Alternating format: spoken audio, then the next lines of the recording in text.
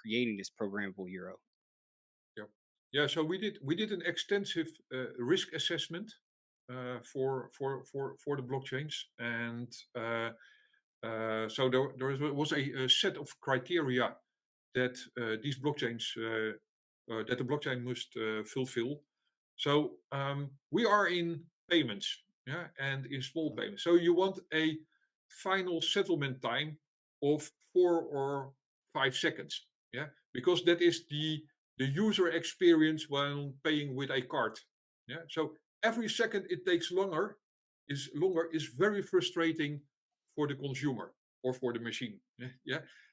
So you want a finality within 4 or 5 seconds. So there was only one blockchain that fulfills that criteria. You also want a very low transaction fee. Yeah. So if you because you do high volume in transactions, but low transaction values. So and Quantoz payments, yeah, pays the transaction fee. So we want to completely hide the blockchain for the users. Yeah. So in with Quantoz payments, users do not see a blockchain wallet or a public key. Yeah. They do not need to pay the transaction fee. Yeah. So I think this is very stupid for most of the stable coins. Yeah. That it might be a digital dollar. Yeah. But if you want to transfer us, you still need the native token of the blockchain where the digital dollar is issued on. Yeah. So you still need ethers or whatever. Yeah. And we wanted to completely hide it for the use. So we pay the transaction fee. So we need low transaction fees. Yeah. Hmm. Furthermore, if you want to issue a financial regulated service on a blockchain, this blockchain must offer freezing and clawback of the Hmm. tokens, not through a smart contract, but inherently in the blockchain on level one. Hmm. Yeah, so it must be L1 functionality. Um, and so I can go on. I think we had 15 criteria, and Algorand was really the best fit for purpose. We had long talks with development teams from the top 5 blockchains, and they are not able to fulfill the requirements I just told you about. They Right. might be used for many other use cases, but not for financial services, at least not for the payments. So Yeah. for financial services, you're looking for a blockchain that, doesn't go down. I was thinking of Solana. Why didn't y'all use Solana? And then you're also talking about cheaper gas fees.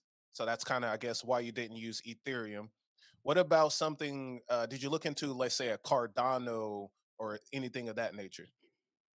Yeah, we had long talks with the Cardano tech team. So very nice people, and they or we told them what we needed on requirements, and they said this is well at the time we discussed. Yeah, so that was a year ago that it was not possible. Yeah. So And and it I think does. that's I think even we're gonna have Sean Ford on, who used to be at Algorand, now is over at Cardano, actually working with Cardano on stable coins. He's gonna be joining our show in January. And I think, there's a lot of blockchains that are not ready for actual businesses, actual things to be built on them yet. They're a lot of blockchains are, it's fine to put NFTs and to have fun with them and experiment with some DeFi protocols and some smart contracts. But most of them, and this is something I keep hearing, I really think Algorand just needs to like tag this slogan underneath, the Algorand logo every time it's seen, almost like Nike, but like it's like fit for purpose. Like you said it, like Yep. John Wood says it all the time. The community knows it, but like that's what we are, and that's what Algorand is. It's fit for purpose. It's ready for what the Mhm. blockchain space is going to now. Like what Ethereum's trying to get to, what Solana's trying to get to, what all these different blockchains are trying to do, Algorand's already ready. So I love that. See, well, you got a question Yeah. there? Yeah. So I kind of want to relate, going back to, you said clawbacks and whatnot. Can we dive in a little bit deeper on like the use cases, right? Go into the use cases because we know right now Ledger is having a situation going on where they've been compromised and part of their technology. So we talked a little bit before the show. We know Tether has the ability to freeze and clawback. So I just wanted to Yeah. talk a little bit more about the use cases of those type of features for a coin.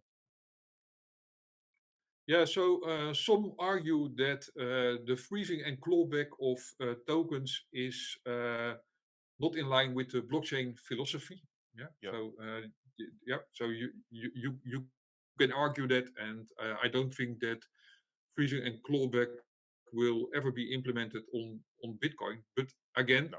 we um, offer a financial regulated service, yeah? And it's just a different situation.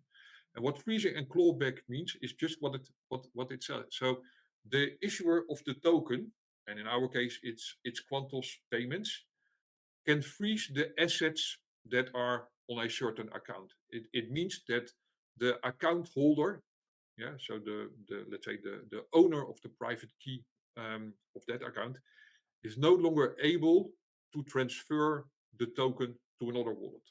Yeah, so that's the Hmm. freezing of an account. And clawback means that the issuer, yeah, transfers the tokens from that wallet back to its one of its own accounts.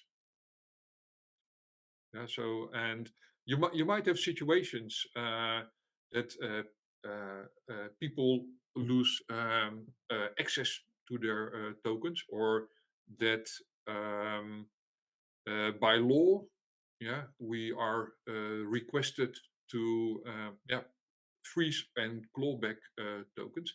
But there's also a very practical situation. Yeah, if you offer a financial product, and the the holder dies, yeah, and you need to execute a testament, what are you going to do? Yeah, so you want to claw back the the token.